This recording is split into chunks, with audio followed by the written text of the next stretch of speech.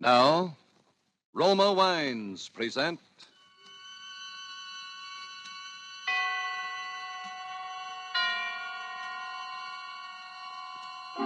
Suspense.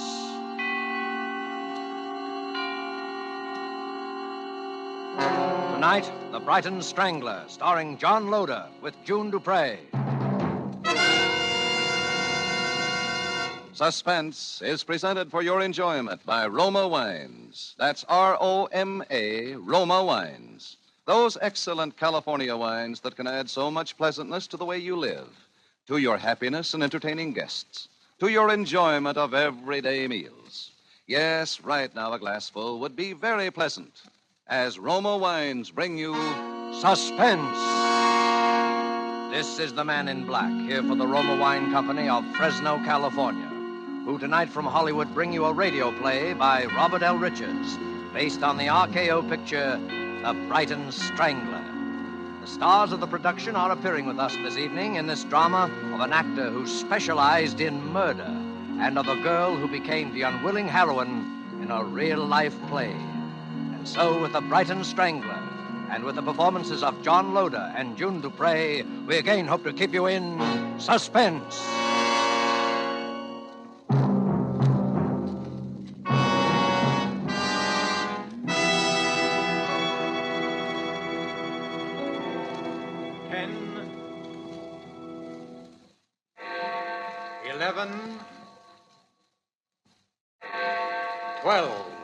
Midnight and the New Year. Oh, Edward, it's been such a lovely holiday. April, my dear, I wouldn't stand too near the edge. The rail is very low and it's quite a drop to the street. I was only looking over the city. It's even a lovely night to have a holiday in, as long as it must end. All lovely things must end, my dear. Shall we join the others? It's a bit chilly out here on the terrace, don't you think? No. We can't go in just yet because... Because what? Because something has to happen first. What has to happen? You know what happened to the Lord Mayor of Brighton, don't you? He was strangled. On Christmas Day. And the chief inspector, 3 days later, he was strangled too, wasn't he? Edward. Don't try to pretend you haven't guessed who I am. No, Edward. You couldn't be... Go on, say it. The Brighton Strangler. You couldn't. But I did. My alibi for the Lord Mayor was very simple. I merely turned his watch back.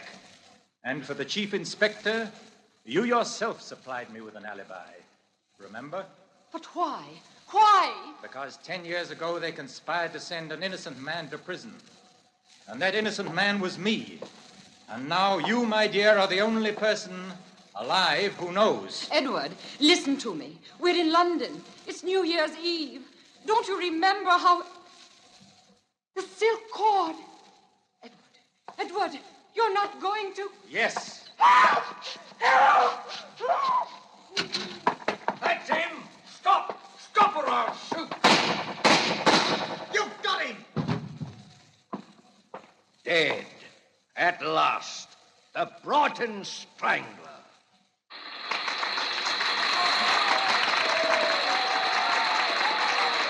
Thank you very much. Thank you. Good night.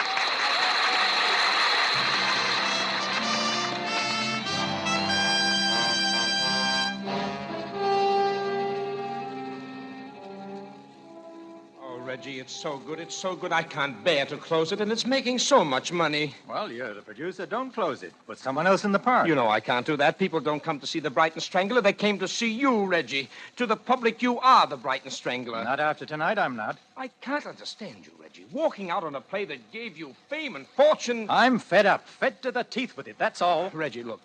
I won't speak for the play itself. It's only mediocre. I'll grant you that. But you've given it something. Just by sheer force of personality, you've made it authentic, terrifying, a tremendous psychological drama. Well, that's just it. Now, look here, Sheldon. Has it ever occurred to you that a man might feel if he strangled one more person, he'd go stark raving mad? But it's only a play, Reggie. Just make believe. Oh, you ought to know by this time that you're an actor, a good actor. It's never entirely make-believe. Yes. Now, look here, Reggie, look here. I'll tell you what I'll do. I don't want to talk about it. Leave me alone, can't you? But, Reggie, Leave me alone. Can't you understand? Leave me alone. All right. There's no need to get edgy. Oh, I'm sorry. Got any plans? Some service canteen shows. Well, if I don't see you, Merry Christmas. Yes. Merry Christmas. Good night. Good night.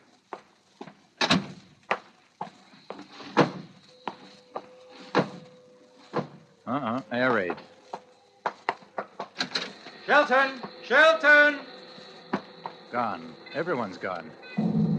No time to make the shelter now. Best stay here, I suppose. Getting close. Too close. This is it.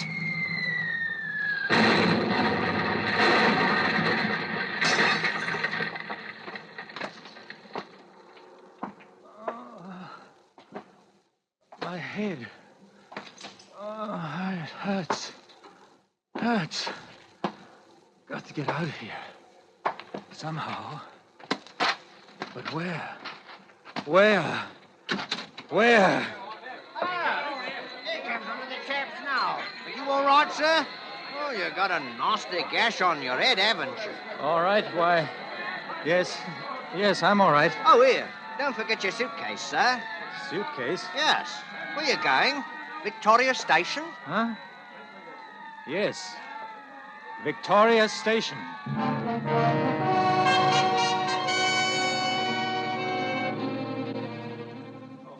How many? 3 return tickets to Horsham. Here you are. Yours? Return to Rottingdean, if you please. Right. Next? Single to Brighton. Brighton. Right, next. What's yours, sir? Single to Brighton.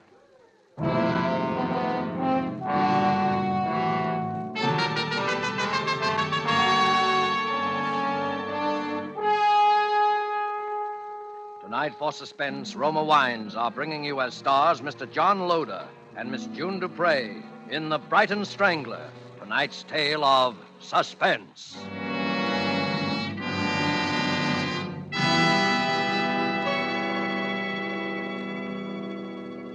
When you listen to the friendly advice of Miss Elsa Maxwell about hospitality and gracious living, you realize that here is an authority who talks plain common sense all the time. I'm talking to men as well as women when I say that the finest hospitality is always simple, sincere, moderate, and natural, never the opposite. And so I'm always emphasizing that the nicest, simplest, most sincerely flattering hospitality is to serve your guests some Roma sherry with its golden amber color, its deliciously tangy nut-like flavor. It's not only supremely enjoyable before dinner or in the afternoon, it's smartly correct, a genuine compliment to your friends and to yourself. And please don't worry about special glasses. It's perfectly correct to use any nice glasses that are handy. Well, Miss Maxwell speaks more authoritatively than I can, but I will add this. Roma sherry, like all famous Roma wines, made from California's magnificent sun-ripened grapes, brings you all their fine flavor, aroma, and color, is unvaryingly good, always enjoyable, thanks to the age-old wine skill of Roma's noted wineries, located in the choicest vineyard areas of California. Yet all this goodness and pleasure is yours for only pennies a glass. Remember, more Americans enjoy Roma than any other wines. Roma, R-O-M-A, Roma wines. And now it is with pleasure that we bring back to our soundstage Mr. John Loder as Reginald Parker and June Dupre as April Manby, who now takes up the narrative concerning The Brighton Strangler, a tale well calculated to keep you in suspense.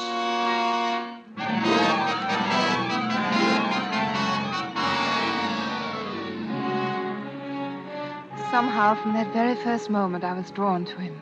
He was handsome and attractive, yes, but it wasn't that. He seemed so lonely, so much in need of help. And then on the train, when I saw that he'd really been hurt, I just threw convention to the winds and took charge of him. You've been very kind. Well, someone had to put a bit of sticking plaster on that head of yours. Are you sure you're all right now? Oh, quite, thank you. It must have been terrible. I heard about the theater. The theater? Yes, of course I recognized you the minute you stepped into the compartment. What? You are Reginald Parker, the actor, aren't you?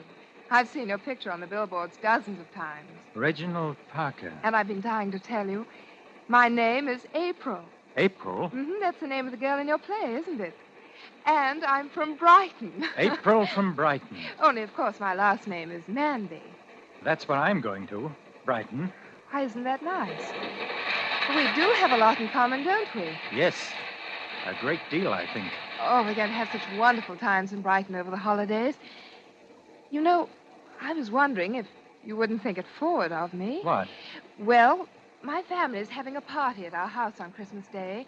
The Lord Mayor and a lot of people are going to be there, and... The Lord Mayor? Yes, and if you'd like to come... I mean, well, I'm really not a celebrity, Hound, you know. But if you'd really like to come... Why, I'd be delighted. Oh, Mr. Parker, that would be wonderful. April, why don't you call me Edward? Edward? Oh, you mean Reginald Parker's only your stage name? Yes, yes, a stage name. Isn't that odd? I always knew actors had stage names, but I always thought yours was real. But I think I'd rather call you Reginald. Or at least introduce you to my family that way. It's so sort of confusing, two names. Well, what's in a name? Yes, after all, what is? Reginald, what's that little silk cord you keep twisting in your hands? Oh, this? Yes. I use this to strangle people. What? Oh, you mean in the play? Yes, in the play. Well, do you always carry it about with you? Always. Why?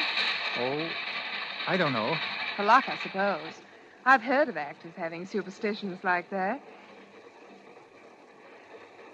Do you have many friends in Brighton? Friends? Acquaintances. I haven't been back for 10 years. They'll scarcely remember you, will they? The ones who are important will remember me. They will remember me very well.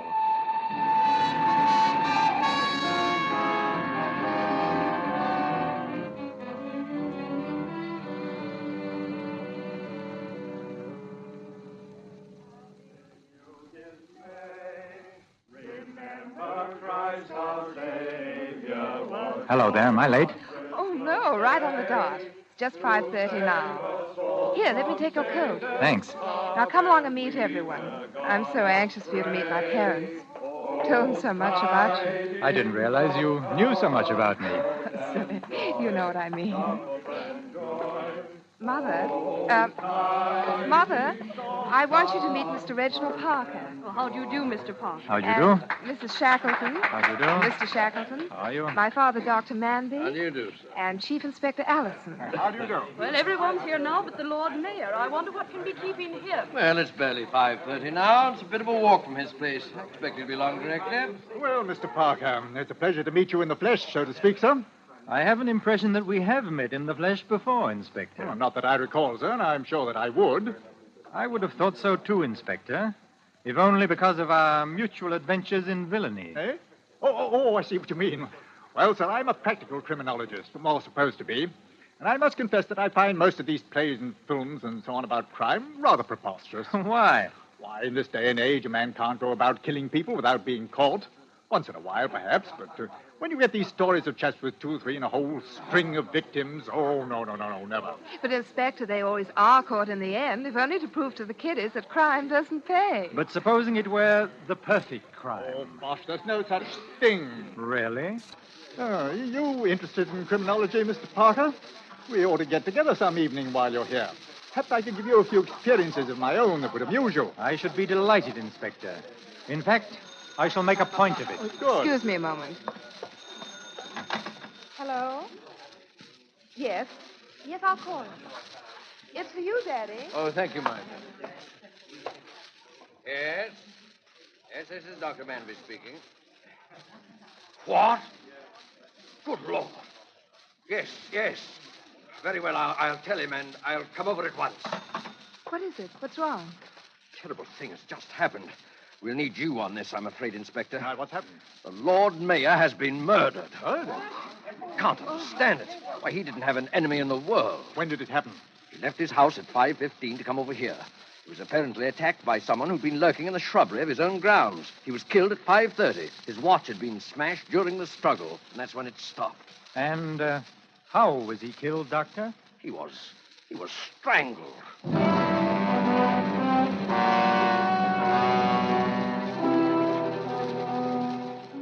It was fantastic, of course.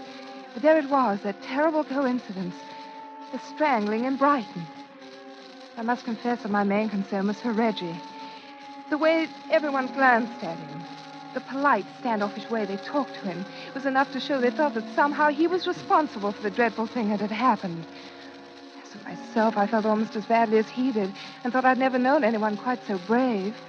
For it was clear he wanted to get away, and he was quite free to go, and yet he stayed on in Brighton, as though compelled to. Perhaps by a strange feeling that he mustn't run off until the mystery had been solved. He even made a little joke about it that night that I drove him to the concert. Well, this is one way of facing the music. Reggie, you mustn't say that. Oh, I'm sorry. I hope you didn't mind too much driving me down. Of course I didn't. I know you must think I'm a low dog for picking the one night when you wouldn't come along, but it's their only program of Rimsky-Korsakov, and I couldn't bear to miss it. I'll come another time, if you want me to. I want you to very much. Reggie, did you ever think that a play might have an effect on people who saw it? How? That someone might see it and want to do the same thing? Oh. Reggie, I think that's what happened. I think that someone saw your play and is trying to do the same thing in real life. Some poor creature with a twisted mind. A twisted mind? Please don't think I'm blaming you.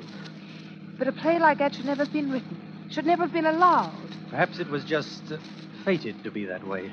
It's the only thing I can think of to explain the things that have happened. Does it make a great deal of difference to you? Difference? In the way you feel about me? Oh, Reggie, no. I'm glad of that, because I think quite soon now, perhaps after tonight, I shall have something very important to tell you, April. Oh.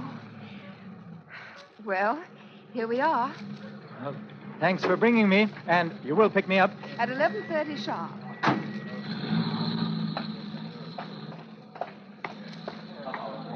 Tickets, please, sir. Here you are. First stall on your right, sir. First seat in the last row. Am I late? No, sir. It's just about to begin, sir.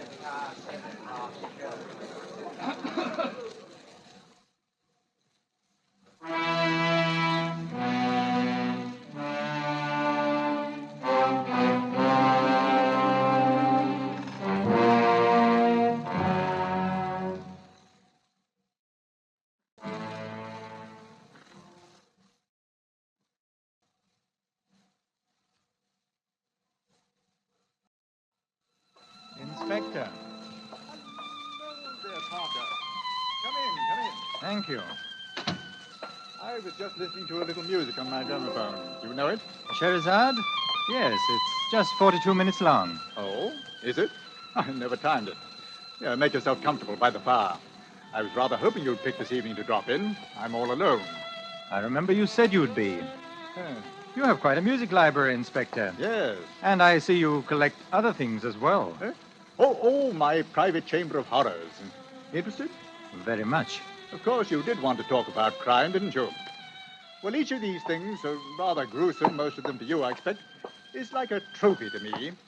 I take this butcher knife. You can imagine what that was used for, I suppose. His wife? That's it. Carved her up and put her in a trunk and checked her at Brighton Station. We didn't find her for 3 months. Never did find her head. We got the chap, though. Now, here's something you don't see very often. A hangman's noose. Yes, the fellow who wore that collar last got me my biggest promotion. It must be a great moment of satisfaction when the bolt is pulled, the rope tightens, and you know your murder is done for. Yes, it is, for a fact. But there's one trophy I intend to have here that'll make me prouder than all the rest. Just a little thing it is, too.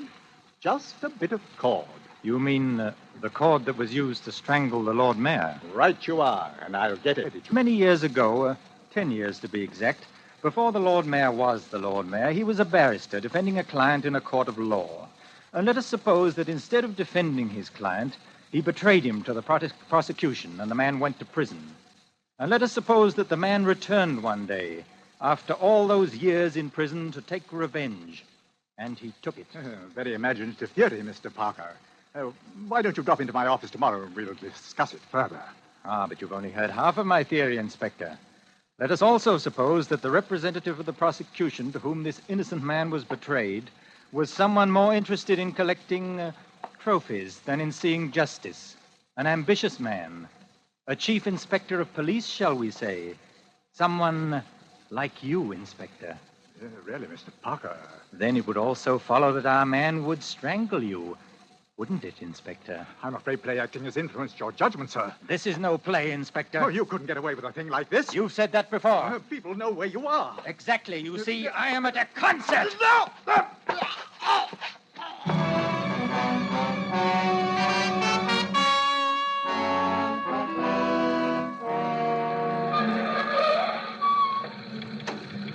Oh, there you are.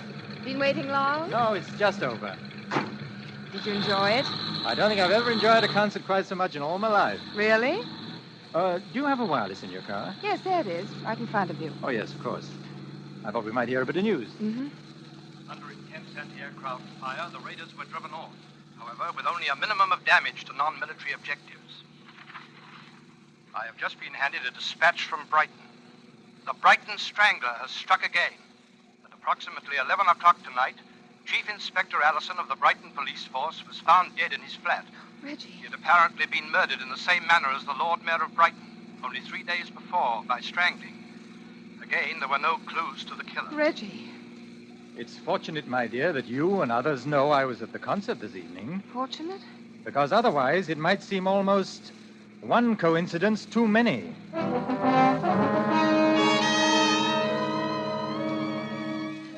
Coincidence? Suddenly, all this coincidence that had seemed only the trickery of an impossible nightmare became the evidence of terrible reality. How I managed to maintain a semblance of calm as I drove him back to his hotel, I shall never know. The next day he had left, and that afternoon he called me from London. He said it was most urgent that I see him. I knew that I must go. But first, I went to the police.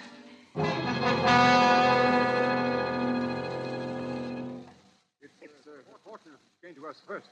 Now, if you know where he is, miss, we'll arrest him at once. But I don't know where he is. And besides, I have no proof. Neither of you, neither has anyone. There's all the proof we need, miss. But don't you see the pattern? I'm to meet him at the Plaza Hotel. And the Plaza Hotel is a terrace. And tonight is New Year's Eve. And my name is April. You'll be taking your life in your hands, miss. Oh, maybe I'm wrong. I pray that I am. Maybe you won't have to do anything, and he'll come to you of his own accord when I tell him you want him. But if I'm not wrong, if this is the only way to save him, I'm the only person in the world who can do it. Well, what did you say the line in the play was? He says, and now you, my dear, are the only person alive who knows. The only person alive who knows. You do have a script of the play, don't you? Oh, yes, yes. Because you'll have to come right in on cue. Do you have a copy of the play for yourself? I don't need one. I know it now by heart.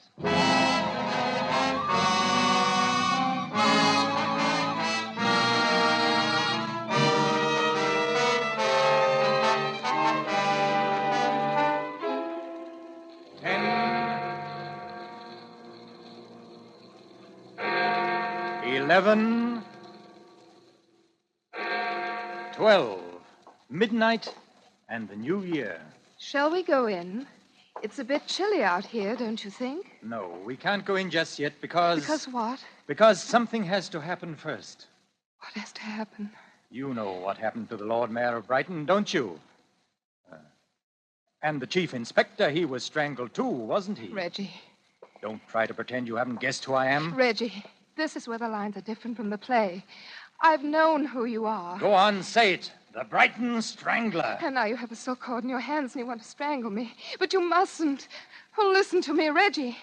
You've been sick. Don't you understand? You've been sick and you've got to get well. And now you, my dear, are the only person alive who knows. Reggie, no. Yes. Applaud, all of you. Applaud. Applaud. Please let go of her, all right. But keep him covered all the same. Thank you.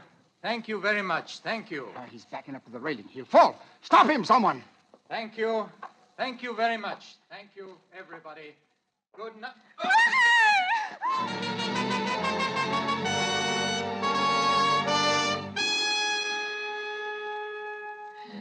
as though in a trance, bowing as he had so often to so many enchanted audiences of the Brighton Strangler. He stepped backwards towards the low parapet as though again leaving the stage, and fell. We found him on the pavement below. He was still alive. It's April from Brighton. We were bombed, weren't we? And then I heard applause.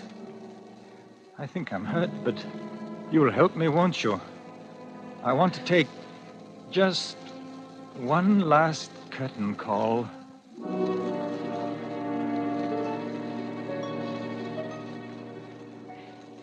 He died there, in my arms.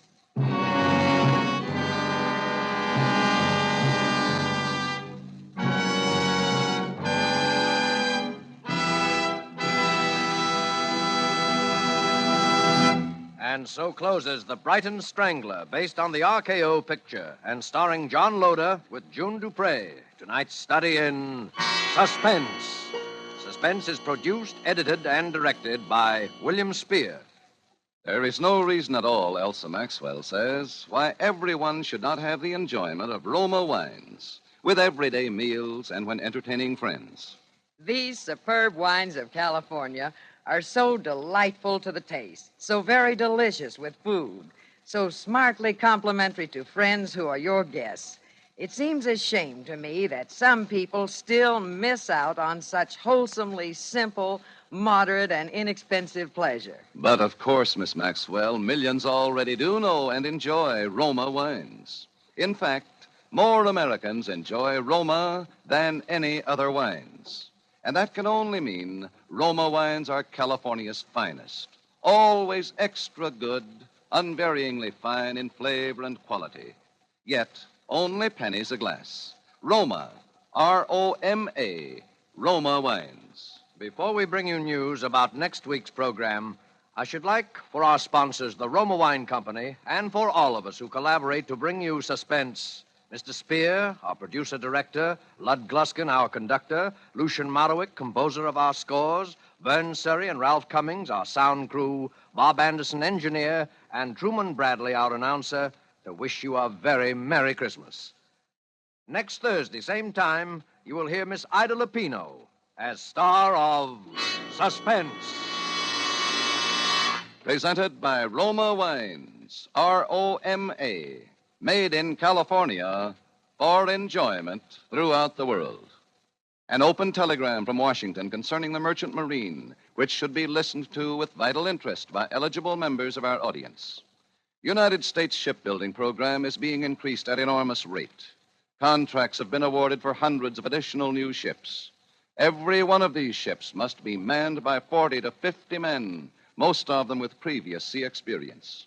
Long Pacific distances and expanding supply problems call for continuous employment of large numbers of men and ships until Japan is totally defeated. Universal demand for strong post-war merchant marine makes post-war opportunities in these jobs fully as great as in any American industry today.